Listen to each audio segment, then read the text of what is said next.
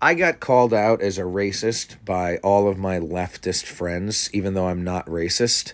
They called me out as a racist because they said that my work focused on nature connection and teaching people how to appreciate the outdoor world and wilderness survival skills, plant identification, and making baskets and stuff like that. They said that that was appropriative of Native American cultures. And they said that because I, as a white person, non-indigenous person, because I charge people money to teach them how to identify plants and mushrooms and make bows and arrows, and I charge people money to teach them how to make baskets and stuff like that, that I am making money off of intellectual property that does not belong to me. In other words, I'm stealing from Native American cultures. And what I was told is that I'm contributing to the erasure and genocide of Native American peoples, and that charging money for teaching other white people how to do Native American skills is akin to dancing on the graves of Native peoples. Teaching people how to make a basket is the same as dancing on a grave. And teaching people how to make a basket, or teaching people how to make a drum, which was the thing that I was initially called out for, making a fucking drum. And they said that teaching people how to make a drum is akin to celebrating and perpetuating the genocide and erasure of Native peoples. And it really fucked me up, okay? I lost a lot of friends. I lost a lot of jobs. I lost a lot of reputation. I lost a lot of, I have a lot of people in my town, in my state, in my community. A lot of people think I'm a fucking piece of shit. Even though they've never met me, they don't want to meet me, they don't want to talk to me, they don't want to learn whether or not I'm a piece of shit. They already made up their minds about whether or not I'm a piece of shit. Doesn't matter what I say, doesn't matter what I do, okay? They already made up their mind based on some shit that somebody said online. So here are the lessons, some of the lessons. Like, the most impactful thing, and the reason why basically getting called out as a racist, even though I wasn't a racist, and even though I'm still not a racist, it was a catalyst for my exit from the left. From age 15, 16, I'm 37 now. So for basically 20 years, 15, 20 years, I have been a radical leftist. I used to identify as an anarcho-primitivist. And then they started talking about accelerationism, and I never identified as an accelerationist, but I would say that industrial civilization is inherently unsustainable and inherently exploitative. That all industrial societies are inherently exploitative, especially of indigenous people the world around, and throughout history this has always been true. A friend of mine, Peter Bauer, and many other anti-civilization people have suggested that civilization could be defined by the existence of slavery. In other words, if a society has slaves, it's a civilization. If they don't have slaves, it's not a civilization. And for 20 years, I was a radical leftist. Let's end society. Let's have a revolution. Let's take our clothes off. Let's have an orgy in the woods. And I used to believe things like, if people are left alone, they'll do the right thing. If we had no laws, everybody would share. If we all had food, there would be no crime. If everybody's needs were met, then the world would be a perfect place and human evil would no longer exist. And that I no longer believe to be true. And here's why.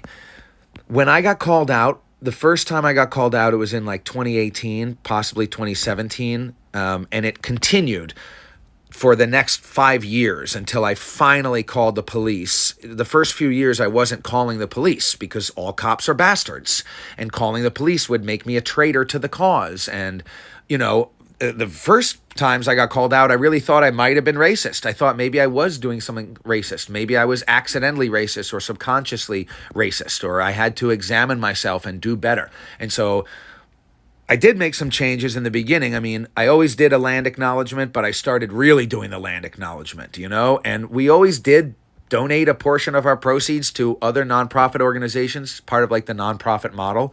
But then I made a big deal. Oh, we got to find Native organizations to give money to these Native organizations, as if that mattered. Like, it doesn't matter. It doesn't matter if I do things that are racist or anti-racist, because I wasn't getting called out based on my racism. So the fact that I was being less racist or trying to combat my own racism, it didn't matter because I wasn't being targeted for my racism. This is what I learned after a few years when I finally, at first people were attacking me anonymously. It was a lot of anonymous comments online and you could say, oh, just block them, just delete them, just close your page to comments or whatever. But the problem is, since I'm running a business, I would advertise my shit and then they would go on my website and find out like, oh, he's doing a class at the library on Tuesday. Let's email the library, 30 of us, like 30 people, random fuckers, some fucking fat loser would, email the library and say, hey, Zach is a racist. Zach's a white supremacist. And if you do your class, if you go forward with this class, we're all going to boycott your stupid little library because we're going to say that you support racists and we're going to attack you in the same way that we're attacking this guy named Zach. And then the library would invariably drop me or say, hey, we're not going to take the risk or whatever. The first few years, I couldn't figure out who these people were. I couldn't figure out who they were. I would say to the library, well, who emailed you? The library would say, well, we're not at liberty to tell you. We don't want to get in the middle of this. We think, Zach, it's better if we just discontinue our relationship because we don't want to touch this. But I'm not racist, but we don't care. That's not really what it's about, okay? It's not really about whether or not you're racist. It's not about whether or not we're racist. It's about we don't want to get targeted for harassment by psychopaths just like you. Okay, so you deal with this harassment from your group of psychopaths who have already targeted you. Don't bring your shit over into our world. You deal with your shit. That's how it went. And then, I wasn't able to call the cops. I was philosophically blocked from calling the cops, and I had nobody to sick the cops on. When I finally figured out who these people were, I had a few conversations with some of them. People would hit me up online and I would write back, even though it's an anonymous account and I can't figure out who this person is. So I call the police. It's like, hey, an anonymous account's harassing me. Police says, block them, shut up. You can't do anything. When I finally found out who these people were, when I finally found out their phone number, their address, then I was able to use the police, get the police to help me, get them to stop. I didn't hurt these people. Nobody got arrested. Nobody got beat up or shot by the cops or anything like that. The cops just called them up and said, hey, can you stop fucking with this guy, please? It's been 5 years. And then the people finally, I guess because they're afraid of potentially getting arrested because the cops scared them a little bit, they stopped fucking with me. It has left me with a lot of trauma. Like, I'm the only person who remembers that this happened, really. I mean, there are a lot of people who still remember I'm a piece of shit.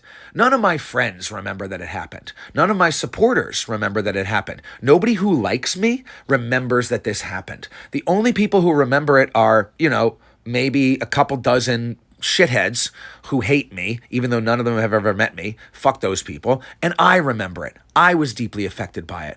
And this is what I was going to say a couple minutes ago. I got a little distracted. But what I was going to say is like, when I finally talked to these people one-on-one, even though they were anonymous at the time I was talking to them, when I finally talked to them, I asked them, what is your goal?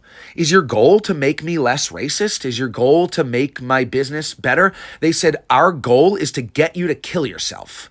Kill yourself, you piece of shit. That's the goal. And you know what? There's a young woman who was targeted by the same people who targeted me in my town, and she did kill herself. She ended her life based on the harassment that she was receiving from people who used to be her friends and her political compatriots. And it learned me a major lesson, which is that these people are not calling you out because you're racist or because you have social power or because they want your power or anything like that. They're calling you out because they hate you.